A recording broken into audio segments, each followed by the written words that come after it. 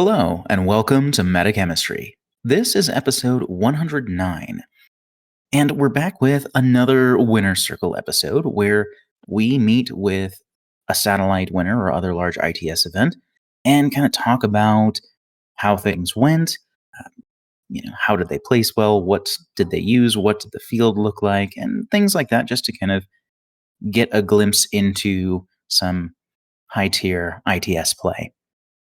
And so for today, we're going to be talking about the 2025 attack on Atlanta, which, as of recording, was about a week ago. So this was February 1st was the event there, and the winner of that was Lobo, which you may have seen Lobo if you're watching the Course Belly updates in terms of some of the best players in the world. Lobo certainly qualifies. But before we dive in and start talking about that, we just want to say a quick thank you to Mo Games for sponsoring the show. You can find all that Infinity goodness at mo-games.com. And if you are a patron, any paid level patron of our show, then you get a 10% coupon code for that. And if you're part of our Discord, then you're entered in for a raffle every month for a $40 coupon code. Because what's better than games? Mo Games. So for today, we have Ian, Lobo, and myself. And so, Lobo, would you like to start out by just kind of introducing yourself? And I know this is the first time we've had you on the show, so thank you very much for joining us. We're really glad to have you. Thank you for inviting me. Yeah, absolutely. So for people that may not be familiar, want to talk about a little bit about your Infinity journey and, the armies you like to play best and how you kind of got started and all that fun stuff? Sure, no problem. I started in N3, but very casual player, played like once a month, small little local meta. Excuse me. And it was really COVID that made me start playing quite a bit. We're stuck at home all day. And so I went from playing one game a month to one game a week to multiple games a week to there were days I did multiple games a day. So, and then I started playing competitively, I would say, a month or two after COVID started. Sure. And then I've just been doing TTS ever since, really. I still try and make it out to local tournaments. There aren't as many in New Jersey as you might think. I often go up to the New England meta to play. And there's some great guys up there. There were some great tournaments. So yeah, for sure. Yeah, that's me. N3 to N5, basically. Gotcha. Very cool. But yeah, so are you still able to get kind of regular games throughout, or do you typically just head up for events? No, I've been playing a lot of N5. I've probably played about 50 games of N5 by now. 50 games. Wow. Yeah. Yeah. Well, there's a great community online. They're all over the world, Sure. so I can get games pretty much anytime I want to. I can just log in and somebody's looking to play. So it's a really convenient and great way to practice. Fair. Yeah. As far as what armies I liked, I started out in N3 with Yujing and played that, and then switched over to Ariadna still in N3. And then in N4, I primarily played Nomads for a long time. And then near the end, well, about halfway through, I started playing Cosmo. And then near the end of N4, I was playing Starmada too.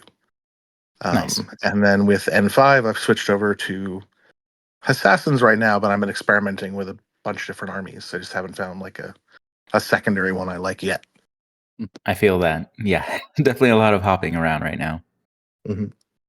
But yeah, that's awesome. It's one of the things I love about N5, actually, is that I feel the design space opened up a lot. And by the end of N4, you were like, okay, we're playing what armies? All right, I know what we're playing. I know what you're playing. I know what I'm playing. It's the same stuff because people have found what they liked and they've sort of settled on things. And I feel like now, I mean, sure, some of the armies look similar, but number one, they've added new armies and they've changed up a lot of the different profiles. So you're always sort of seeing and discovering new things, which is a really great place for the game to be, I think. Yeah, absolutely. Like the experimentation phase is just a lot of fun. There's so much going on. There's, I mean, I guess there's always some period very shortly after in terms of what is generally considered good or not, but I think that that's not really determined for a while. And I like that we're still kind of in that period where things are a little unclear. A lot of people are moving around a bunch of different things, and you know, some of that mental image is starting to form, but I think we're still a little ways off yet, especially pre big FAQ. Oh, definitely. And I mean, like I've played 50 games, and I've haven't played probably more than either played as them or played against them. Maybe half of the armies in the game. Right. Like, Yeah. you know, what I mean, the only Pano I've played against is Kestrel. Sorry, I lie. Hmm. I played against Svalarama as well, but I don't think I've played against. I played one game against Steel Phalanx, but no vanilla LF, Hmm. no OSS rather.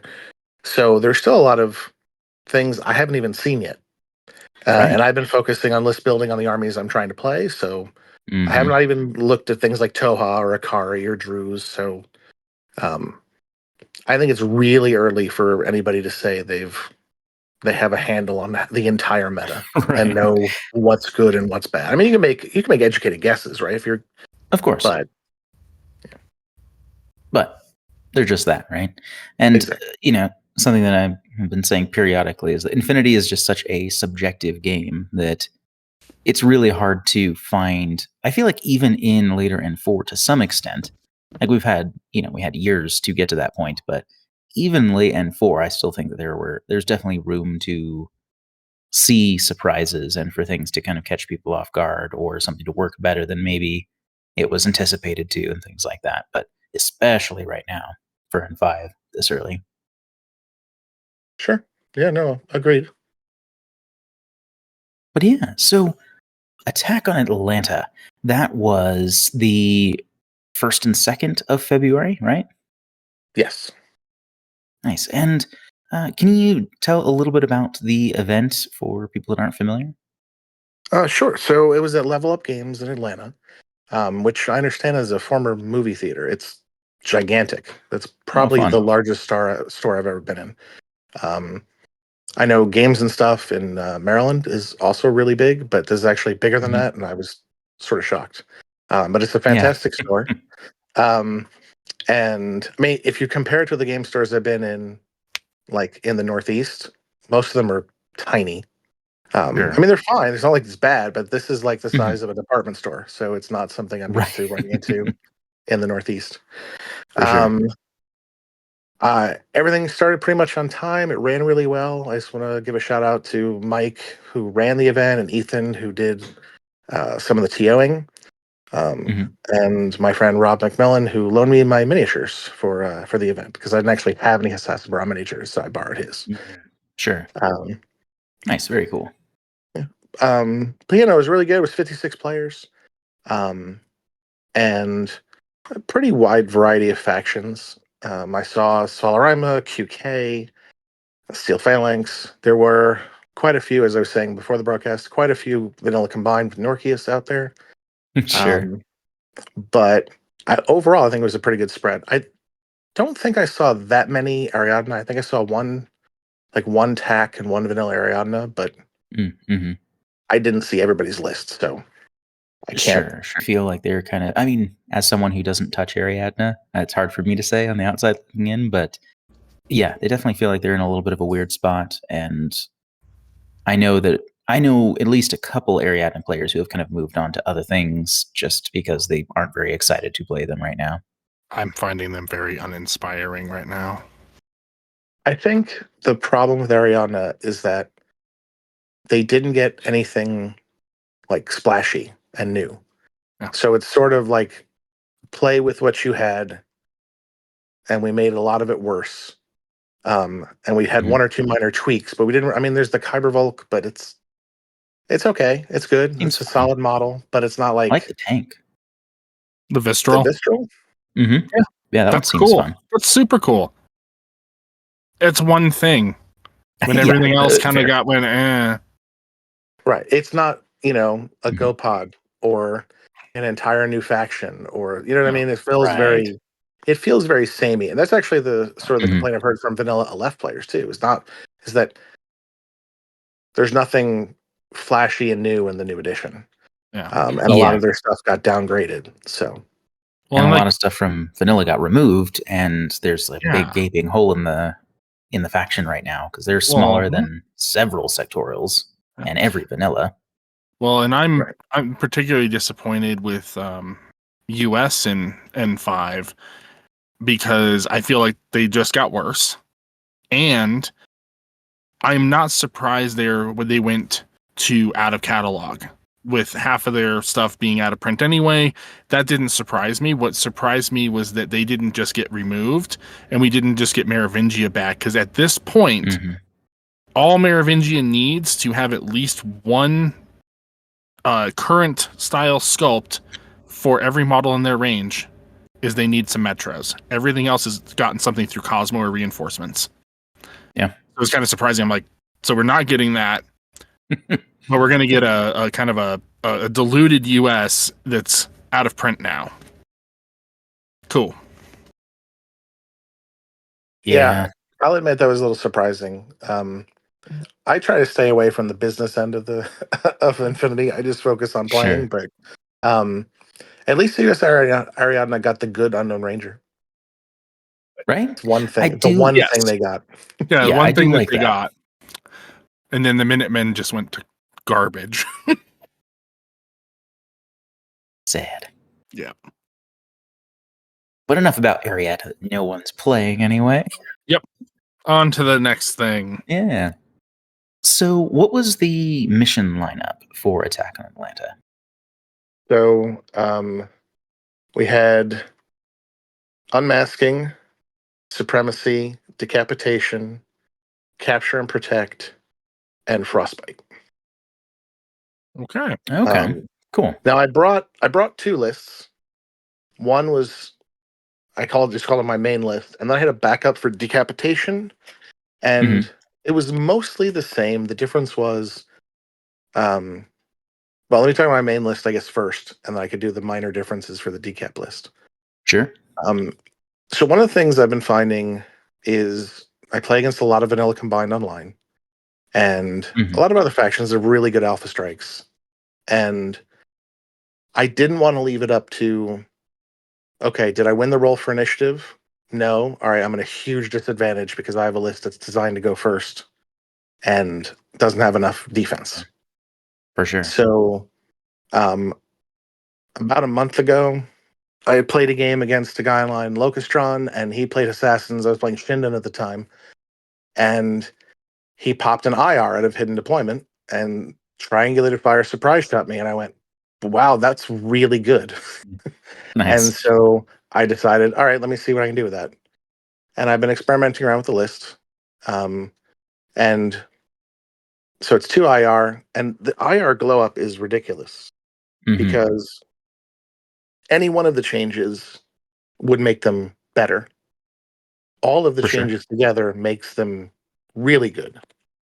So they always had surprise attack -6. They had hidden Mhm. deployment. They got triangulated fire, which they didn't have before.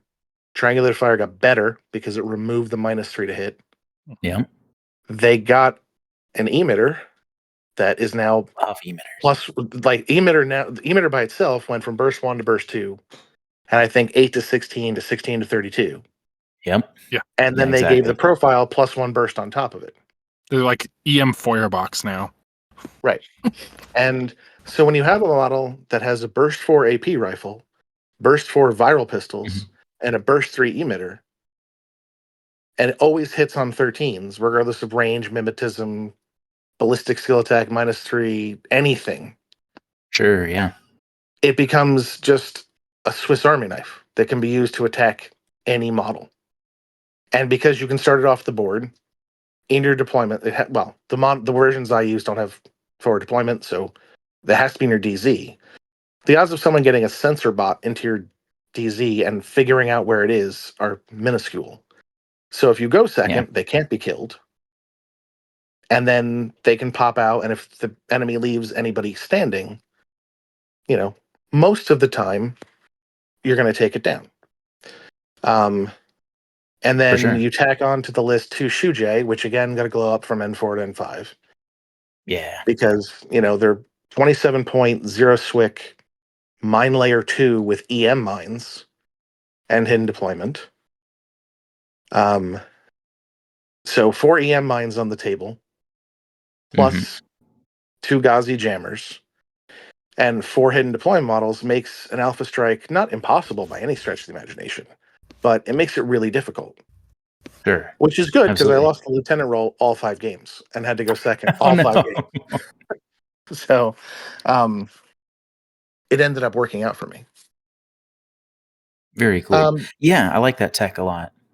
Because that'll stop most anything you run into is going to care about those EM grenade or EM mines and similar. Like even if they're not heavy infantry or the like just being able to isolate, any non-warhorse unit basically, or I guess immunity enhanced models, but there aren't a lot of those anymore.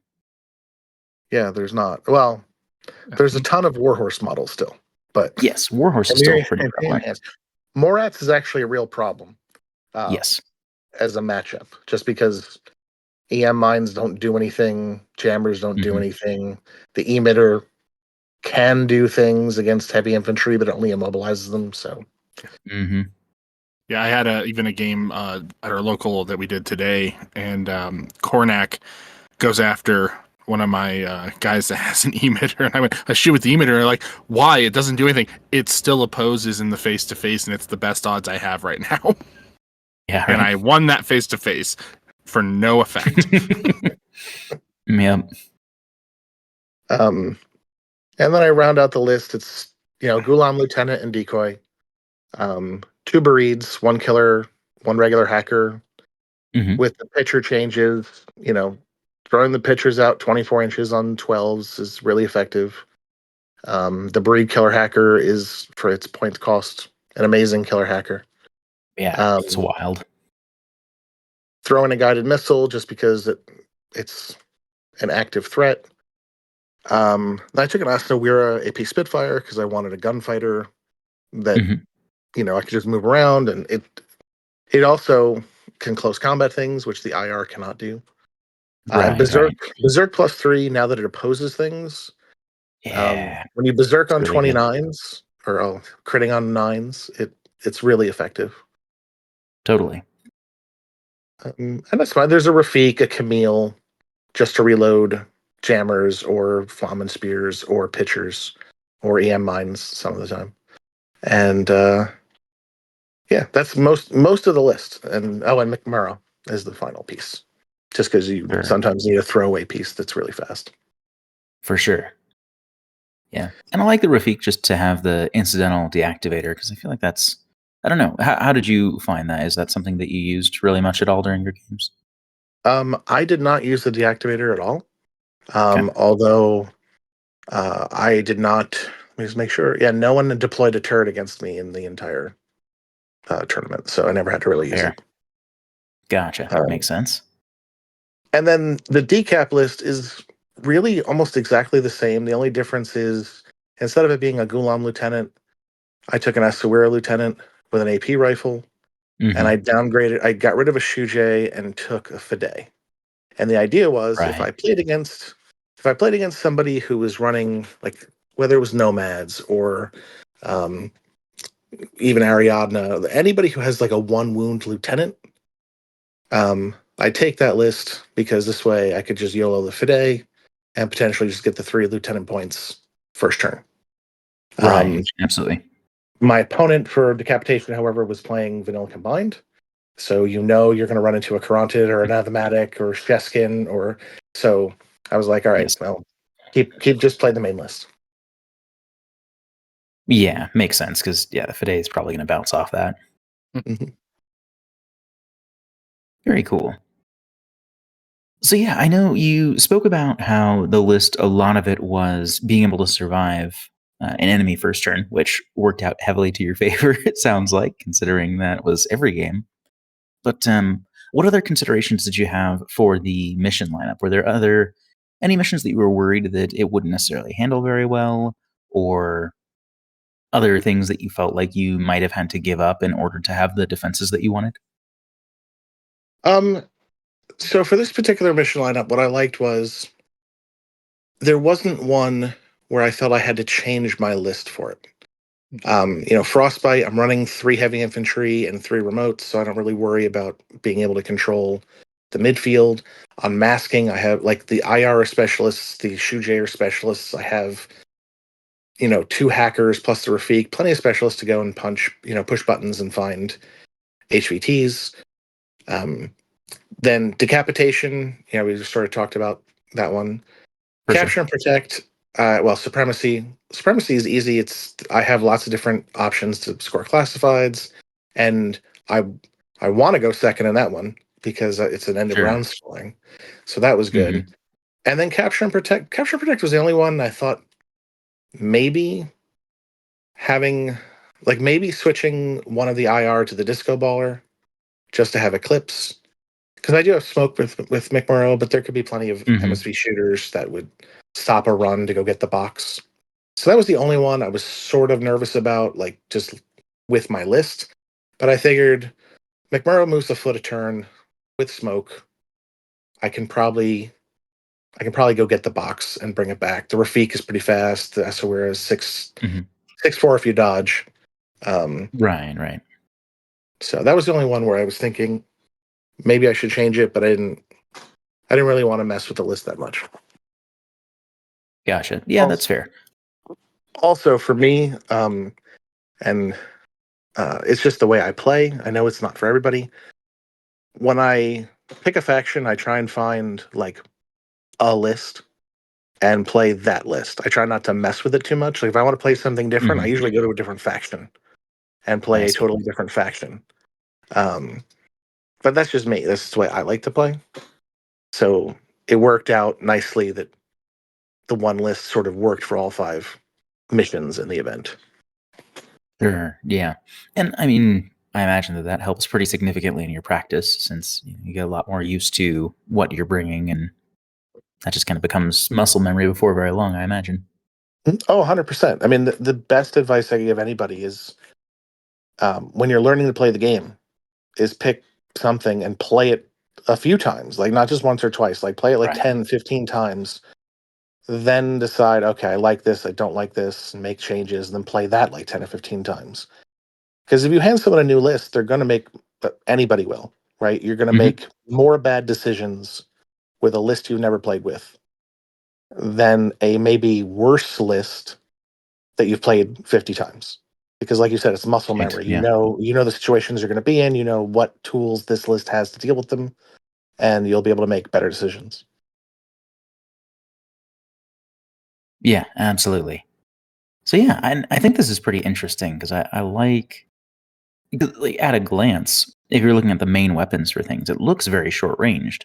But then, the pair of emitters and then the Flammenspear, and also we were like, I wouldn't consider it long range, but something that can get there quick enough. It's like, okay, there's actually a surprising amount of, out to 32-inch range reach that that's not very obvious at first glance.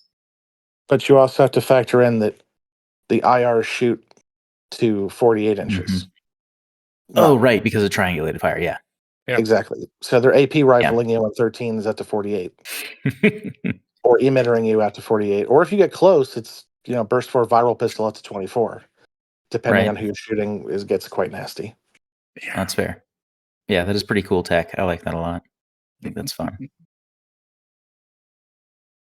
But yeah, so as far as uh, the event itself went when you were there, Mhm. any like major observations, like things that stood out to you in terms of, oh, there's a lot of this going on because of the developing N5 meta, or, I didn't expect to see as much of X, but there was a lot of that, or I thought there was Y, but there ended up not being any. I know you can't mention like there were no turrets, for instance. I know that's kind of a lurking boogeyman right now. Yeah, I mean, I was so if you talk about my game specifically for now, because I really wasn't able to Hmm. watch a bunch of other games. Sure. So my first round was against Clay from South Carolina, super nice guy. Mhm. He was playing Vanilla Combined, and he was playing Caronted Norkius, which I think is interesting. I played 2 Vanilla Combined, and I both ran Caronted Lieutenants, and that's not what I'm used to running into. I'm used to running Yeah. into either an Athematic or now in N5 I've seen more Cheskin Lieutenants than I've seen before. Oh, that's pretty Um, interesting. yeah, so that was it was a really good game. I got lucky, and he had moved up a Dadarazi, and I crit him with a Shuche and killed him. But if that crit had I not killed him on like that order, he was going to be able to get into my back line, and that was going to be a problem. But Mhm. that worked out. I will say so. My first game was an example of how the guided missile rules do um, have changed a little bit. So Sure. Yeah. I wanted to kill his Caronted, and I threw a pitcher, and I spotlit him, and then I shot a Mhm. missile at him, and he reset and dodged the missile. Yeah. That's on And then a 13, yeah. um, and then I spotlit him again, and I shot him again, and he reset again. And I did that one more time, and he reset 3 times in a row. Yeah. Brutal. So yeah. Um, but Were you in good fortunately, range with the missile launcher? I was not. So it was not like Mm. the best So, face to face, yeah, but you I were just couldn't dicing get to off. him any. I couldn't get to him any other way. But it Mhm. does highlight the fact that you know he's rolling one die for a 13. I'm rolling one die for a 12. Um, Yeah. as opposed to an N4 where it'd been one die for an 18 versus one Sure, die yeah. for a 13. And then he's just eating the missile probably if he tries to Right. reset. Exactly, yeah. But that was the only time that guided really did not work. It worked Mhm. later on in other games against other stuff.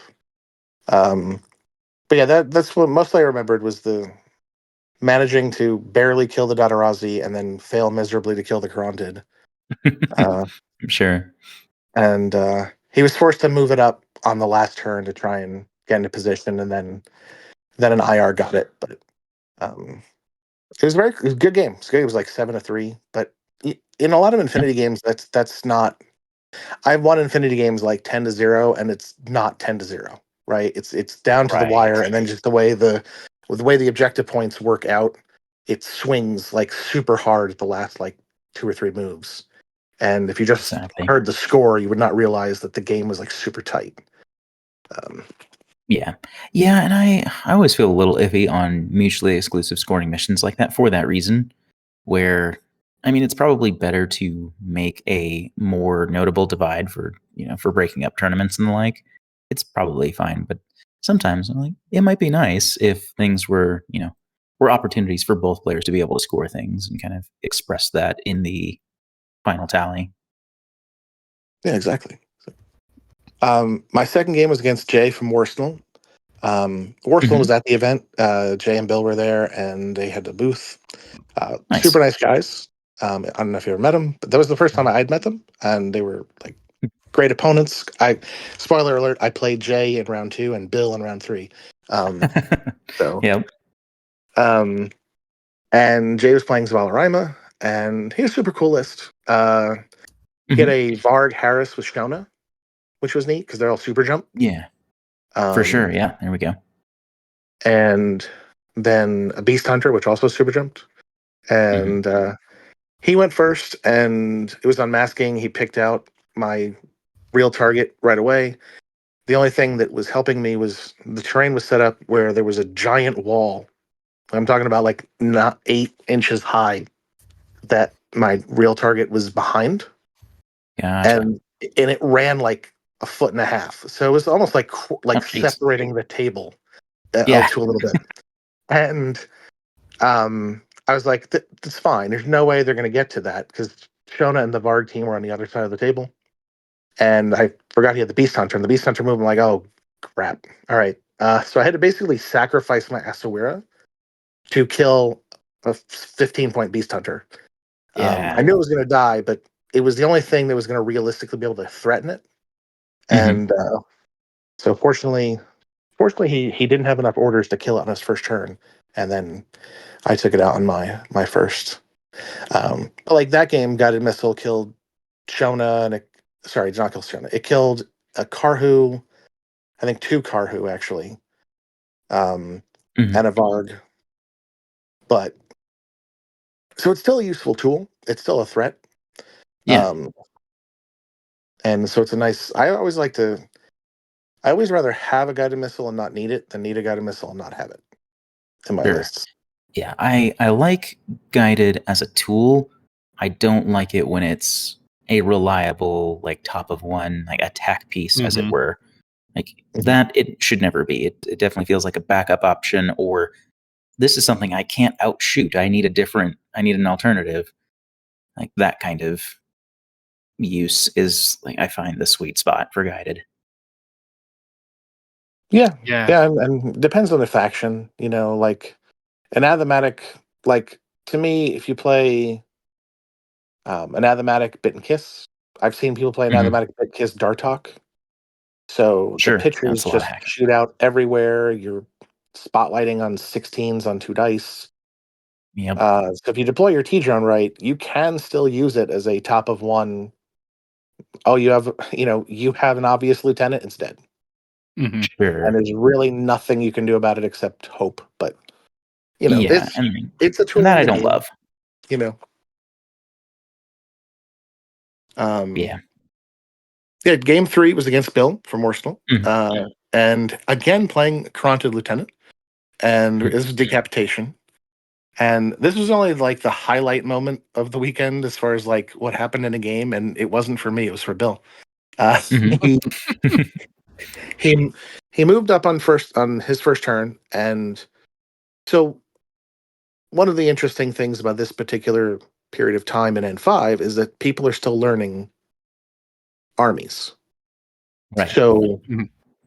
it's not going to happen anymore, I'm sure. But quite a few of my opponents had never played against Assassin in N5. They didn't Sure. realize the Shujay have mine layer 2. Right? They don't know there's Yeah. EM mines laying around. So I'm pretty sure he just thought it was a camo marker, and he's got an MS3V Caronted. He came around to see one of my designated targets in decap, and I said, Mhm. "There's a camo marker here." He's like, "It's okay, I have MS33." I'm like, "Okay," and he moved, and the EM mine goes off and isolates and Zaps immobilizes him. him Yep. on my Do side of you the let him table. die, or do you still isolate him? So, well, in decap, he doesn't need to, right? He doesn't need to mnemonica because he's not in lawful Oh, lieutenant. that's true. Yeah, that's fair. But I was just thinking, hey, if I kill his lieutenant, it's 3 points. He's isolated and immobilized on my side of the table, and I have an IR in hidden deployment that I'm going to pop out as soon as his turn's over. Yep. So I pop out the IR. I shoot him with the AP rifle. I crit him Mhm. twice and hit him 2 more Oh. times.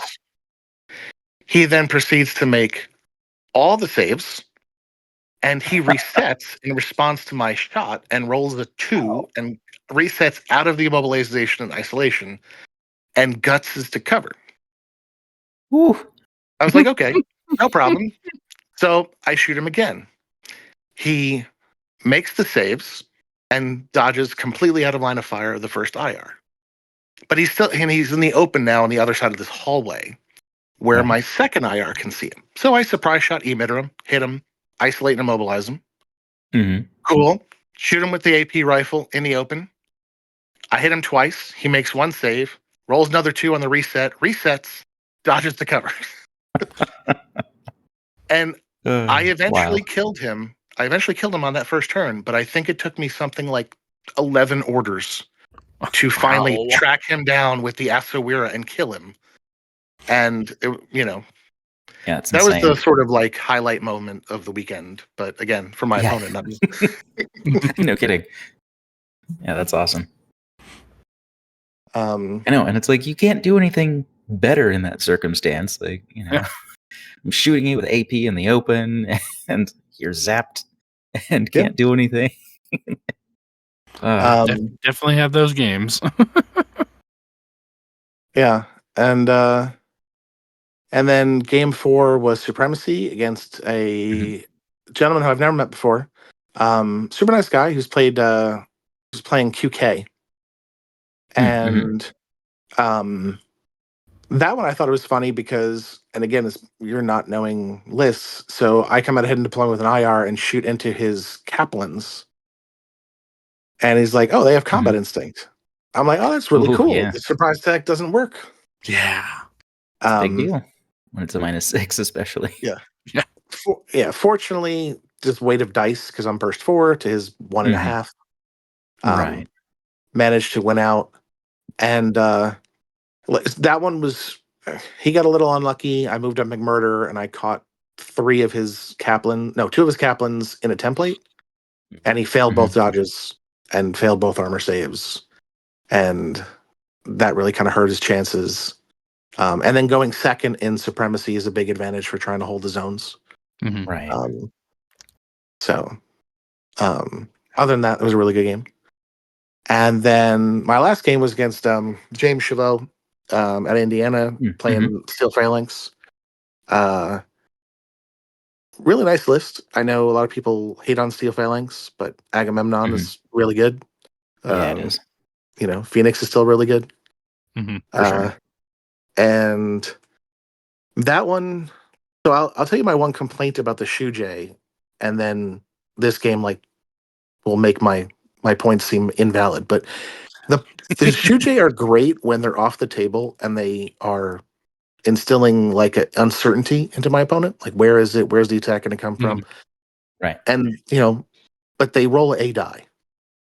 And Yeah. the number of times I've popped out of hidden deployment with a Shuj and rolled a 19, and then they shoot me and they dodge on 14s and I roll a 1, and they just vanish in like one order. They do nothing and then they die. It happens all the time. In this game, it was like the complete opposite. Like the Shuj came out, it killed the Necdromoy hacker, and then Agamemnon shot at it like 6 times, and I managed to just dodge each time. I know he hit me once and I made the save. Yeah. So It's like pretty that good for one armor. really, yeah, and that really hurt him. For no fault of his own, right? He's doing what he's supposed to do. Just the dice are not cooperating. Right. And James is a really good player. He knows he didn't overextend. Like he had moved up about halfway point and then realized, all right, I got like 3 orders left. I could push because this is capture and protect. Because I could try and push and get to the box, but then whatever I push up there is just going to is dies, right? So he pulled back. And then this game, the IR literally did nothing because the first order on my turn, I came out, I surprise attack, split burst, hit Phoenix with 3 dice, Agamemnon with 1. He crit me with Agamemnon, and then he crit me with Phoenix. So the IR just dissolved in a pool of blood and fire. And I then had to go to my backup plan because the other IR was on the other side of the table. Right. And I was able to throw out a pitcher, isolate Agamemnon, throw down another pitcher, and then spotlight, blow up his Myrmidon officer because I knew it was his chain of command, and then spotlight and blow up Phoenix. And his turn 2 being a lost lieutenant obviously really put him back. And then on my turn 2, was able to get McMurrow up, grab the box, and hold on to it. His turn 3, he tried to kill McMurrow, and McMurrow was able to dodge into melee with Agamemnon. So we had a couple rounds of hand-to-hand combat with Agamemnon versus McMurrow, which is kind of fun. Yeah, but it's neat. I ended up not good for the Agamemnon. no, and they're fine in CC, but not great. And then I managed to get the Rafik. The Rafik came up and had grabbed the box and ran back to my DZ. But overall, like I think for having 28 tables, like there was a lot of space. There's a lot of game stores where I've been to. You can't move because there's even with like 16, 20 people in the store, the tables are all jammed together. I had plenty of room. Order set stuff down. Yeah, every table was set up not like there was the 4-foot board, and then there was like 2 feet to either side where you could put your stuff down. Nice.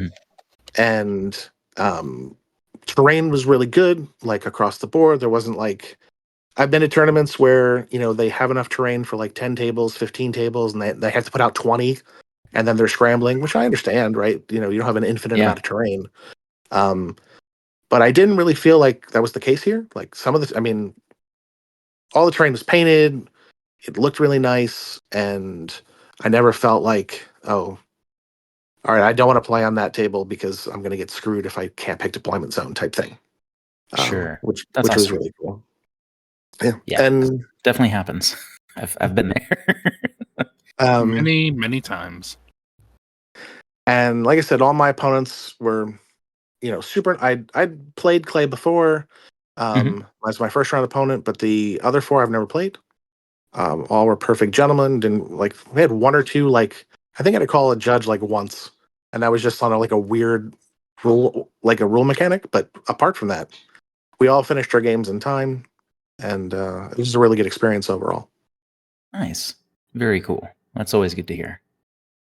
But yeah, that sounds like it was a really cool event. So that's always good to hear.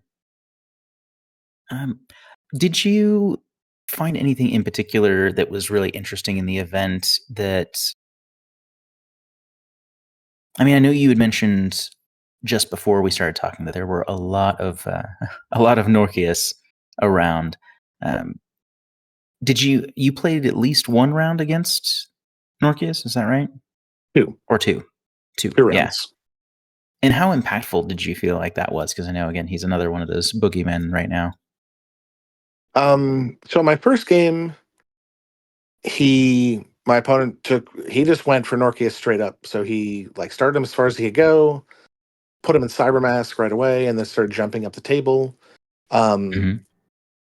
I got see again. This is where my opponent is not familiar with stuff, and which is Mhm. fine because things have changed. So he moved up, and I Right. had McMurrow sort of like on a corner, and Mhm.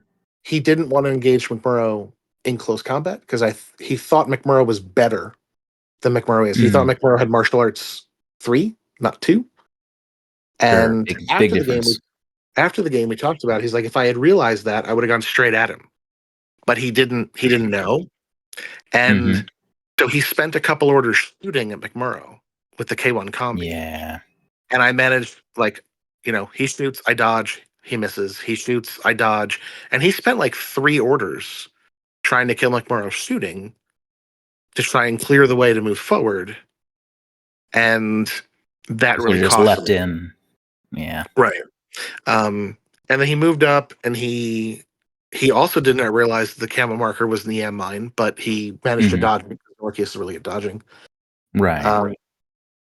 So basically, at the end of the first turn, he had killed a Gulam and shot at McMurrow a bunch of times, but he ended Mm. up being prone in a corner. He exchanged fire with a Shujay. Like Shujay popped out to just try and delay him a little bit more. But he ended up in the corner prone after eating a Gulam. Um, and the only reason why I was able to get rid of him was because I had a Bereed with a pitcher, and I just threw a pitcher at him and I Mm. Trinity'd him to death. Yeah. But even that it's dicey. Sure. Yes, he's hitting on 12s, Mhm. and I'm hitting on 17s, but he's got 4 wounds. I gotta wound him 4 times. All he has to do is get lucky once. Yeah. So it ended up not being super impactful, but it was very scary. Sure. Totally. And in my third game, honestly, what kept Norkius at bay was I was in a corner. Like I just deploy everybody on like the left side of the board Mhm. and hid them in a swirl of EM mines and jammers. And he didn't want to like risk Norkius. So Norkius didn't go in until turn 3. Okay. And then ended up getting I think he got hit with an EM mine at the end while killing McMurrow, actually. Gotcha. So but I know I've seen people play with Norkius where he kills 6 models on the first turn. Right. So it can be very impactful. Yeah, Um, absolutely. but I think we talked a little bit before the show about things and changes in N5 and things I've seen. To me, I think the biggest change from N4 to N5 is that In N4 and N5, multiple armies, most armies, have Apex gunfighters. Right? It's easy to find Sure. something in your list that is like, okay, if there's an ARO, this is the model I use, just gun it down with weight of dice or mimetism or whatever. Mhm. The difference between N4 and N5 is that in N4, there were only a few armies that had effective pieces to quickly cross the table and exploit the fact that either your opponent null deployed everything because they were afraid of your Apex gunfighter, Or you knocked or him over. or you knocked him over. Exactly. Um, I mean, there were some, but now everybody has a super jumper moving a foot a turn or Yeah. 16 inches a turn. And some of them are mobile gun platforms. The Seraph, the GoPod, really any of the vehicles, but the GoPod I think is among the better ones for the price point. I think so too. And Norkius, Beast Hunter, even like Dog Warrior's got to glow up in Ariadna because they move a foot now instead of 8 inches starting. So I think that's the big change. I think a lot of people are having to experience that. I think one of the Mhm. interesting things I've seen is you would expect people, okay, well, now we have these super Alpha Strike heavy armies. But if you make a super heavy Alpha Strike army, you then run the risk is you don't have any defenses because you're primed to go. Mhm. And And you so go if you lose second. that lieutenant role, you get run over. Mhm. So it's almost had the opposite effect as most of the lists I've seen from the people I play a lot have swung the other way and they go mostly defensive and you play very cagey. Like you have a model or two that can get sent out, but you're trying to defend most of the time. So Sure. it's sort of an interesting twist to what's going on. Yeah. That is pretty cool to see. But I will say I've seen games where, if your opponent deploys wrong, most armies now have a way to really punish them. And the Yeah. game can be over real fast. So For it's sure. less forgiving, I think, in that regard. Yeah, which is certainly saying something considering how difficult Infinity can be already in some Yes. cases. And I know everybody likes talking about turrets. And Mhm. I know that the person who came in third at Atlanta was a Kestrel player Mhm. who he was putting down turrets. So I'm not sure whether he had one or two mine layers, one or two fireflies. Mhm. Um, I think the sweet spot is probably about two. I think if you're Yeah. putting down more than two turret armed models, they tend to dilute the list. I don't want Yeah. 4 Firefly turret layers in my list, but 2 is about right. Yeah, I agree. I don't think that just spamming as many as you possibly can is going to be as effective, but I think a couple, and it's really interesting how unique the Firefly is because they're the only mine layer turret in the game so far, that Mhm. you really can feel the benefit, and it's just another one of those tools that can help kind of blunt an alpha strike, which I think that Kestrel has plenty of other tools that can do that really well too. So yeah, I think that's kind of interesting. I've played with and against a couple turrets at a time usually, but no one who's just been trying to fill up the board with them, and they feel effectual, but not overwhelming, at least so far. I think that, and I could be wrong, but I feel like the turret is the new TR bot. And let me explain that. So when I first started playing, and I know when a lot of people first start playing, the TR bot's like, oh my god, this thing's burst 4, it has a heavy machine gun. What do Hmm. I do about it? It Right. just locks me down, and I can't get past these TR bots. And then you learn what to do, and they're not so hard anymore, especially on the first turn. Where they become better is on turn 2 and turn 3 if they're still around. Because now you might not have the pieces that you use to routinely kill TR bots. Hmm. Now you have to be spending orders potentially on combi rifle armed models to move up and push buttons.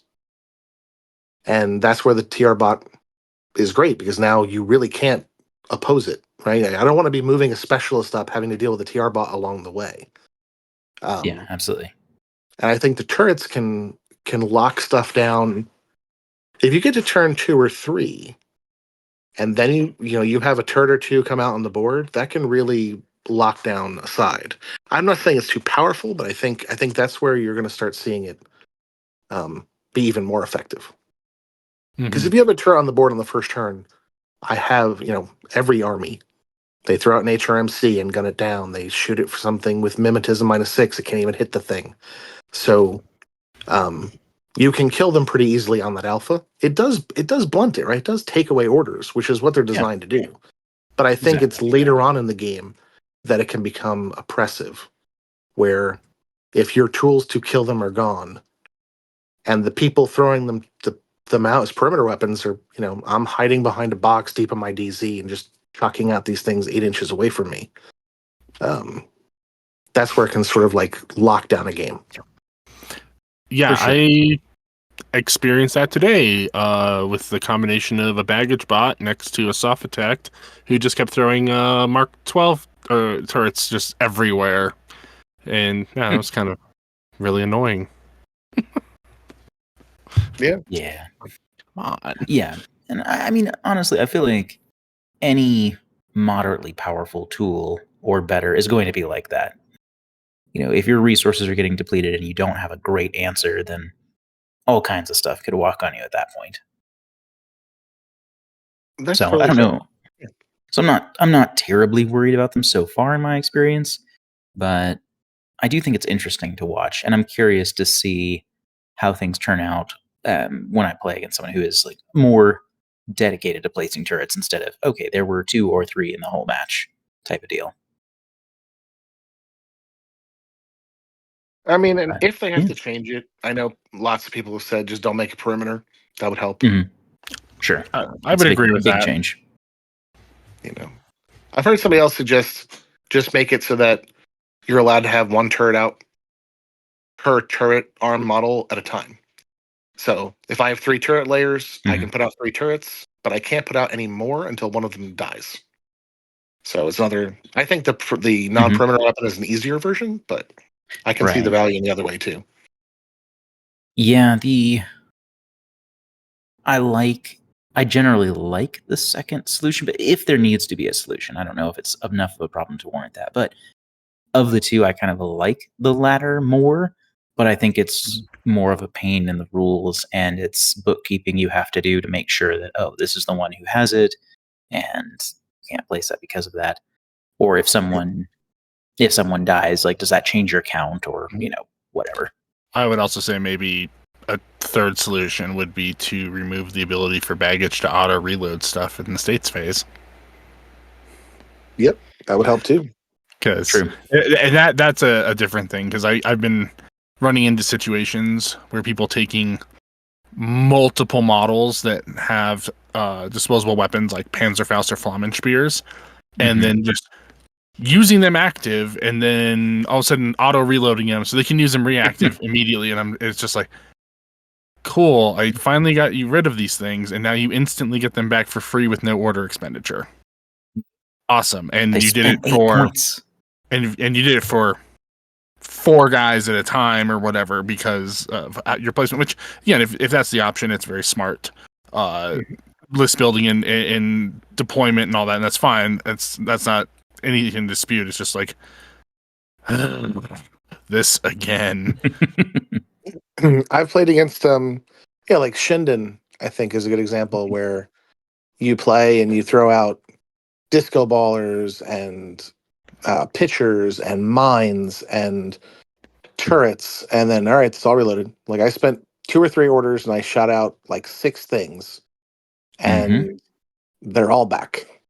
Yeah. And I get to do it again. If you do it in like in a group 2 sort of. That's something else, by the way, I've seen this change. Is I liked an N4. I particularly like playing like a 9-6 or an 8-7 split with but 2 active groups. There wasn't like I very rarely played like a 10-5 split. And I think I've seen more 10-5 splits where that second like 5-man group is like 2 defensive models, like a Long Ya or like a Flash bot or a TR bot or whatever, and then Right. 3 more models that are just equipment spammers. Mhm. And because this way they can get it all back. Yeah, you have an active group and you have a support group. Yep. Yeah. And I've seen more of that Totally. and less of like 2 active groups. Yeah, and I would suppose that that's probably just the dilution of high-end attack pieces to kind of make way for that defense in case you don't get to use them top of one. Yeah, I agree. But yeah, I think that's it's pretty interesting. Like I was a little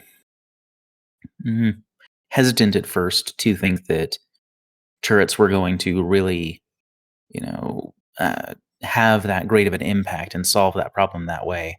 Because I'm like, well, you can't use them top of one, so that doesn't really help, does it? Yeah, it's no good So, having 2 great attack pieces if they just die instantly as soon as your opponent goes. right. Yeah, yeah. There's definitely some worry there, especially with how fast things can be. And actually, on that note, I'm kind of curious. Did you? I didn't hear you mention it, but did you run into any vehicles? I know Combined doesn't have one, but I know that was a couple games. Did you run into any vehicles during the event, or have any like notable experiences with vehicles lately? I have none of my opponents ran vehicles at the event. Um, and I had went to a tournament like 2 weeks before that, no vehicles there. I think that might just be a model. Like, I think the Hmm. problem with getting in real life is that there are no vehicle models yet, Yeah, and it's not easy to proxy one that looks like it. I mean, you could just use a tag, but um, doesn't feel right. yeah. I mean, I Yeah. run into them online a lot. Hmm. Um, Mostly the GoPod. Like, I think Sure. I played against one Yujing player who used the Yujing version. The Fike But one. yeah. Um, and then apart from that, just the GoPod. Although I find it interesting that they do have a significant weakness. If you Hmm. just if you just throw a pitcher at them and isolate and immobilize them, They're you done. can ignore them because they can't be fixed. Yep. Yeah, Because that's a good point. no one can touch them, and you can't use a gizmo kit to remove states. So uh, that is one weakness of a vehicle that like a For tag sure. doesn't have. Yeah, that's pretty fun. Yeah, Yeah. I like that. Or, the IR emitter again, Yes, yes, you can you just hit him with the emitter. right? But yeah, yeah, and it's one of those things where, they seem like they're fast. And I've only had experience playing with the GoPod, and Ian has lots of good things to say about my testing of that with him, I'm sure. 6 crits in a row. It was not 6 crits in a row. Felt like 6 crits in a row. uh, but yeah, and then I played against a Faikwan, but yeah, it didn't feel like wildly impactful. Like it felt Yeah. like something I needed to keep track of. As far as the one I played against, it was something I needed to keep track of, but it wasn't something I was worried like, oh, this is just going to start tearing through my lines or something. I But felt the, the the same about the Fike one. It was okay. Like, Mhm, I couldn't just ignore it, but it also couldn't do a whole lot to me. sure, But the Yeah, I think GoPod, that's where like, the GoPod breaks that because yeah, a PS5 heavy rocket launcher hmm, has a chance of killing any model in your arm. Well, if it doesn't have immunity armor, right, right, you just burn down any model in your army. And the Go bot with it, it can trip mines, it can intuitive attack camo hmm, markers. Um, so it's a really versatile piece, and it's like 33 points or something like that. yeah, And you combine that with like something like a Sally, which will cut down any ARO piece that's going to threaten it, and then yep, you just start hunting, specialists or cheerleaders because yeah, you're only burst 3, but with your mimetism and ballistic skill attack -3, you're probably going to beat most individual pieces that aren't like dedicated ARO pieces. Yeah, and the BS -3 is really nice on it when you're forcing those dodges. Like, oh well, I'm shooting along or across the side of the board from one side to the other side instead of deployment to deployment direction. And like, oh well, that guy has a rifle of some kind and isn't going to worry about shooting back. So Yep. And now dodge he's it is. dodging the -3. Yep. And of course, if you add, we didn't talk about this mechanic in N5, Mhm. speedball. Yeah, that's a good one to go over a little bit. Did that show up pretty commonly in your games? Oh yeah, everybody uses it. It is my least favorite mechanic in N5, I think. Yeah, For I feel that. mostly, well, the reason I don't like it is that it is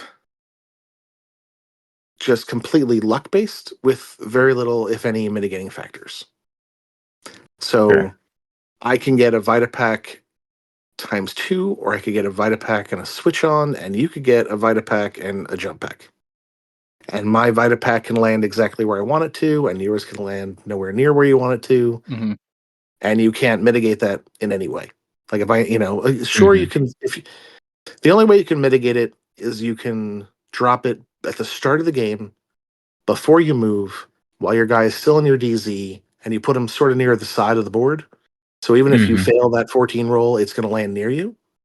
But Right. that's a huge disadvantage. It's much nicer to be able to wait and then see what you need as you advance up the board. For sure. But then it might land for you and not land for me. And I don't like single die rolls that that carry weight. My opinion, they should change it to be you get to pick one from Vitapack, Repair, Switch On, and then you get to pick one from Jump Pack, Overkill. What is it? Nano And Shield. Nano Shield. Yeah. Okay. I like that. This way, you get one from the good section, one from the bad section, and there's no like, oh, I got two good ones and you got one good one bad one. And Sure. and just because of luck.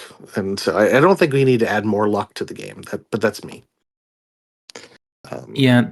The main thing that I don't care for is that it feels like it's intended to be a sort of catch up mechanic. And it feels like it's just a whatever my best piece has an extra vitality or structure when I'm going top of one, which I don't love. I feel like it probably should be restricted to turn 2 onward or round 2 onward.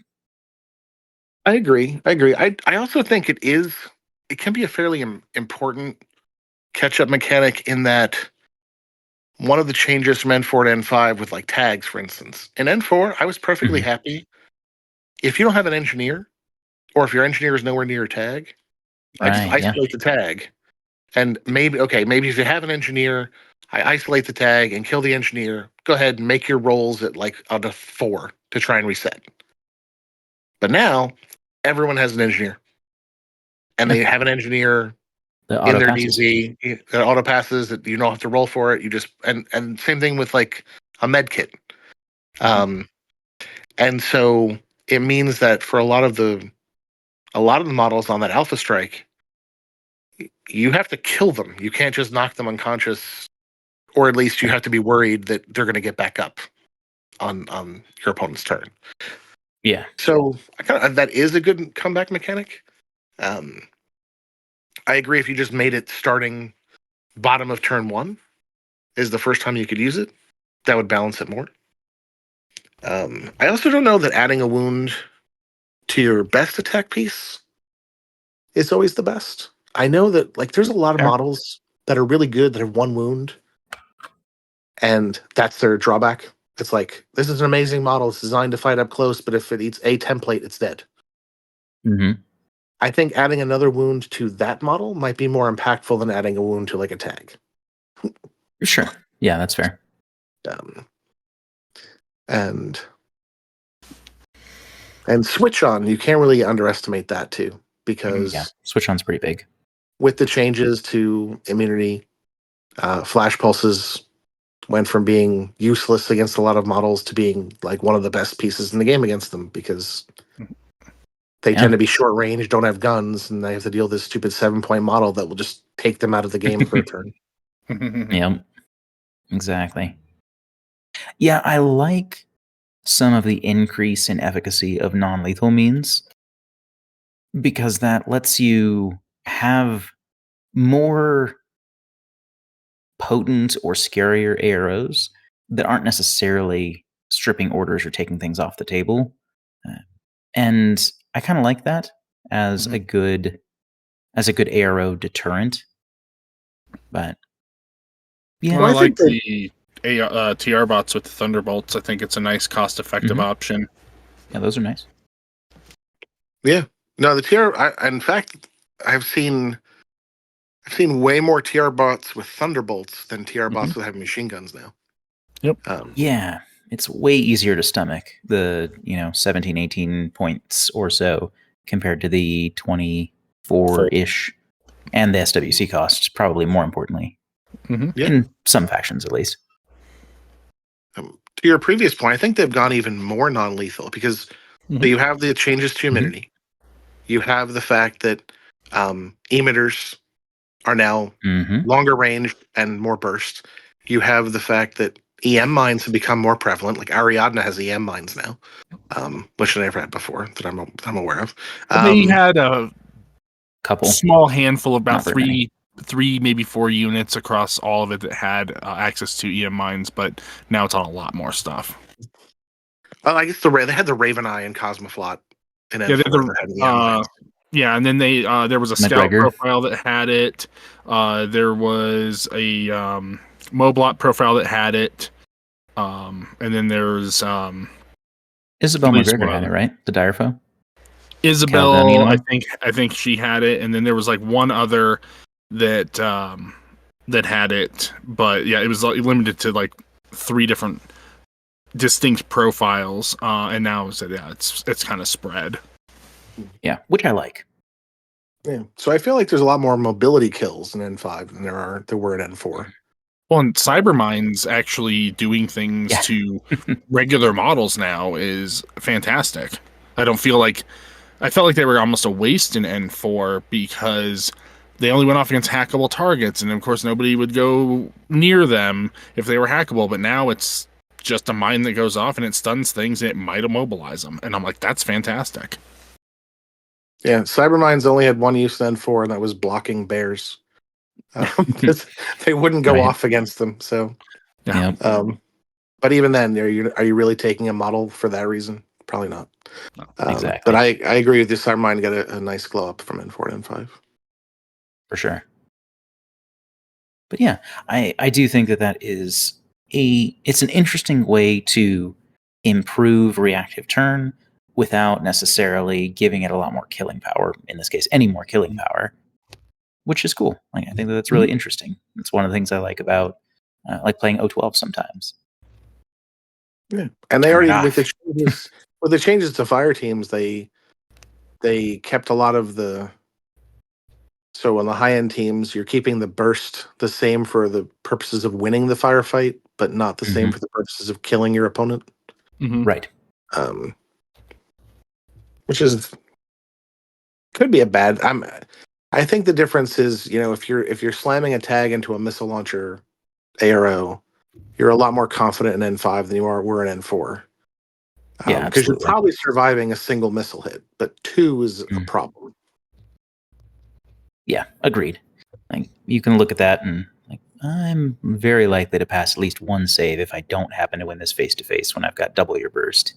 And But probably higher ballistic skill now. but I also really like the fire team changes. We haven't Mhm. talked about this, but it's so much more flexible and allows you Sure. so much more design space. I mean, there's so many factions now that run like 3-4 duos, or Mhm. maybe 3 duos and a Harris or something like that, because they can. They don't have this. Okay, I have this 5-man link that I have to walk around, or which, to be honest, was, I think, near the end of N4 was even rare. Like a lot of people were playing 3-man core and 3-man Harris. Mhm. There were a couple, like Cosmoflot ran a 5-man core, Starmada ran a 5-man core, Morats ran a 5-man core. Occasionally, OSS. you'd see like a Riot Girl Mm-hmm. would run a 5-man core. Yeah. And then the occasional IA Pain Train would run 5-man cores, Mm. but Sure. but now I don't. I think I've seen a 5-man core in more Morats than 5. But I I could see don't that. think I've seen. I don't think I've seen a 5-man core in anything else yet. Anyway, I've been running some 5-man cores in Shinden Butai, but that's only because the Bushi Tai teams are super easy for that because everything in it shares the keyword. So you just get bonuses, and the Jizumarai are so cheap at like 21 points that you can put in like a good gunfighter or two, and then just load up on these cheap guys to get all the whichever bonuses you want, really. so you take like 2 Hatamoto and 3 Jizumarai. Like a Shizuko, a Hatamoto, and 3 Jizumarai, and it's a composed 5-man core with all the bonuses. Yeah. And that's done fairly well for me. Mostly because the whole team moves 6'2" and has stealth, and just they are a nightmare in CC if they get close. I don't actually mind getting them up there and just having them just like go ham. But yeah, that's one of the only times I've purposely run a larger core. Was just because that one's so easy to get everything together, and how everything has that same movement profile, and just yeah. And the Hatamotos are beasts. Yes, they are. Yeah, Mimetism, Nano Screen, and Screen. Martial Arts Combat 4 or Martial 3? Arts Yeah. 4.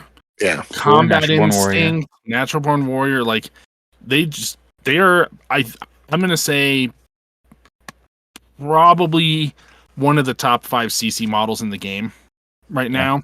Because that Martial Arts 4 with Natural Born Warrior, and they're on a 23, so they're just swinging on like a 26 with 2 dice and don't care about whatever you're hitting them back with. It is. There's not a lot that goes toe to toe with them without support. And they're NCO, so you can pump your lieutenant orders into them. Yeah, or you could take one with +1 lieutenant order, which he can be gross because if you get he has frenzy, so then all of a sudden if you get him close and the team's gone, he's got 4 activations all of a sudden, effectively. And then or you do NCO and then you run like the Metsuke with a +1 lieutenant order, and he's doing the same thing, but now he's driving the fire team. Yeah. And Plasma, just so good. Plasma X Visor, gross. Isn't it a carbine though? It is. It is, but in the team 2.5 dice with that template, it's because it's really good. And that the armor and BTS save thing has been super useful. Yeah. It was really funny. And last game night I played. I was playing Torchlight because I had a list that I wanted to try out, and part of the impetus of that was playing the parachutist Jamie Arantes, and it was pretty funny playing against Combined and just plasmaing a Carantid off the table in 2 orders. It felt good. It's like we got it now too. Yeah. It's their own medicine. Yeah. But yeah, even the other Hatamoto profiles, Red Fury and Spitfire are solid. I just like that carbine because it's the cheapest one and it has the template. And plus, if I need a gunfighter with burst, the Shizuku with AP HMG is perfect. And then I just ran it for the first time today, but I did upgrade one of the Jizumarai to be the one with the light shotgun and emitter. Thing was a nightmare. Just I was like, oh cool, I got a good ARO piece. There's a tag or something over there. Let me go ahead and immobilize and isolate that, and then I'll bring up the APHMG to finish it off. So, yeah, and if you have to get in close, you have the Tanuki with disco ballers if you need to block a line of fire if necessary. And the other thing, the JSA picked up, they lost the +1 burst on the Thunderbolt for their TR bot, but they picked up a Mark 12 profile in between, which is super cool. But the Thunderbolt TR bot actually has a smoke grenade launcher. So kind of fun. Yeah, so it is, a little bit of things. Also, like somebody comes up and you're like, "Oh, Thunderbolt maybe not isn't great." You can just launch a smoke grenade and maybe block off that fire line. I could see it. Yeah. Yeah, it's interesting to me because it's a downgrade that we lost the burst on the Thunderbolt, but we got the smoke grenade launcher. But then we got the Mark 12, which is also 0 SWC, but that's a very much an upgrade from the Thunderbolt, in my opinion. So it's kind of like the 3 tiers of TR bot for JSA, which I was looking at. It doesn't appear that anybody else got that extra profile or anything like that, and I'm like, okay, that's kind of neat. Yeah, kind of fun to just have a little something unique. Mm-hmm. But yeah, I think that we're about ready to transition to final thoughts, but I did want to give a quick shout to our patrons who so generously support the show. If that's something that you're willing and interested in doing, you can find us at patreon.com/metachemistry. And in exchange for that support, we have a number of benefits that we give out, like final voting in certain polls, early access to episodes, a couple members-only channels in our Discord. And then otherwise, we'd love to have you on our Discord. We're always there to chat infinity and look at pretty models and sweet tables and talk lists and do all that good stuff. And that Discord, other than a couple of the mentioned channels, is free and open. You can find that in the show notes as well, and we'd love to have you there. And as mentioned, it's something that'll enter you for that $40 coupon code each month if you're in North America.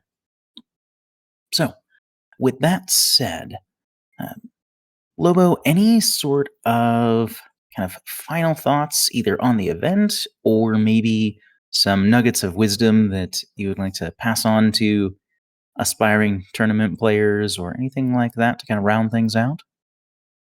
I guess for the event, I would just like to say thank you to everybody down at Level Up Games and everyone who played. It was a really good time. I suggest if you have a chance, I know they're planning on doing it again next year, try and make the trip. Nice. As for new players, I think a lot of times people come to me for list advice, and I would say the most important thing is enjoy yourself. Like, if you want to know, is this list good? My question is, are you trying to win a satellite? Or are you trying to have a good time? If the answer is trying to have a good time, yes, your list is fine. Because at the end of the day, it's about throwing some models on the table and having a good time with your friends. 100%. And if you want to try and win a tournament, then pick a list, whatever list, and just practice. Yeah, absolutely. Like getting that down and knowing how you're going to react so you don't need to spend as much time on the table or, panic about something that comes up goes a really long way. Advice I certainly do not take. So